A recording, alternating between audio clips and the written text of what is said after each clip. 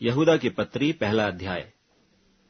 यहूदा की ओर से जो यीशु मसीह का दास और याकूब का भाई है, उन बुलाए हुओं के नाम जो परमेश्वर पिता में प्रिय और यीशु मसीह के लिए सुरक्षित हैं, दया और शांति और प्रेम तुम्हें बहुतायत से प्राप्त होता रहे।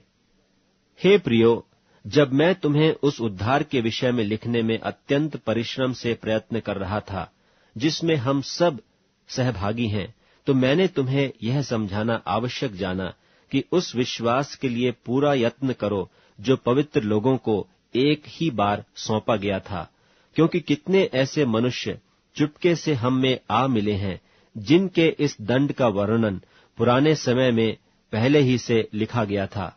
ये भक्तिहीन हैं और हमारे परमेश्वर के अनुग्रह को लुचपन में बदल डालते हैं और हमारे अद्वैत स्वामी और प्रभु यीशु मसीह का इनकार करते हैं। पर यद्यपि तुम सब बात एक बार जान चुके हो, तो भी मैं तुम्हें इस बात की सुधि दिलाना चाहता हूं कि प्रभु ने एक कुल को मिस्र देश से छुड़ाने के बाद विश्वास न लाने वालों को नाश कर दिया। फिर जो स्वर्गदूतों ने अपने पद को स्थिर न रखा, वरन अपने निज निवास को छोड़ दिया, उसने उनको भी उस भीषण दिन के न्याय के लिए अंधकार में, जो सदाकाल के लिए है, बंधनों में रखा है। जिस रीति से सदोम और अमोरा और उनके आसपास के नगर, जो इनकी नाई व्यभिचारी हो गए थे और पराये शरीर के पीछे लग गए थे, आग के अनंत दंड में पड़कर दृष्टांत ठहरे हैं, उसी रीति से ये स्वप्नदर्शी भी अपने अपने शरीर को अशुद्ध करते और प्रभुता को तुच्छ जानते हैं और ऊंचे पद वालों को बुरा भला कहते हैं। परंतु प्रधान स्वर्गदूत मिकाएल ने जब शैतान से मूसा की लोथ के विषय में वाद विवाद करता था, तो उसको बुरा भला कह के दोष लगाने का साहस न किया, पर यह कहा कि प्रभु तुझे डांटे।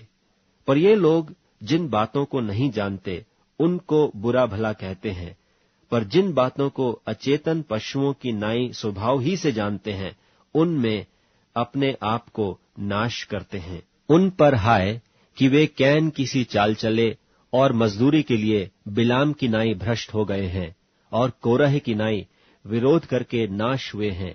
ये तुम्हारी प्रेम सभाओं में तुम्हारे साथ खाते पीते समुद्र में छिपी हुई चट्टान सरीखे हैं और बेधड़क अपना ही पेट भरने वाले रखवाले हैं। वे निर्जल बादल हैं जिन्हें हवा उड़ा ले जाती है, पतझड़ के निष्फल पेड़ हैं जो 2 बार मर चुके हैं और जड़ से उखड़ गए हैं। ये समुद्र के प्रचंड हिलकोरे हैं जो अपनी लज्जा का फेन उछालते हैं। ये डामाडोल तारे हैं जिनके लिए सदाकाल तक घोर अंधकार रखा गया है। और हनोक ने भी, जो आदम से 7वीं पीढ़ी में था, इनके विषय में यह भविष्यवाणी की कि देखो, प्रभु अपने लाखों पवित्रों के साथ आया कि सबका न्याय करे और सब भक्तिहीनों को उनके अभक्ति के सब कामों के विषय में जो उन्होंने भक्तिहीन होकर किए हैं, और उन सब कठोर बातों के विषय में जो भक्तिहीन पापियों ने उसके विरोध में कही हैं, दोषी ठहराए। ये तो असंतुष्ट, कुड़कुड़ाने वाले और अपने अभिलाषाओं के अनुसार चलने वाले हैं और अपने मुंह से घमंड की बातें बोलते हैं, और वे लाभ के लिए मुंह देखी बड़ाई किया करते हैं।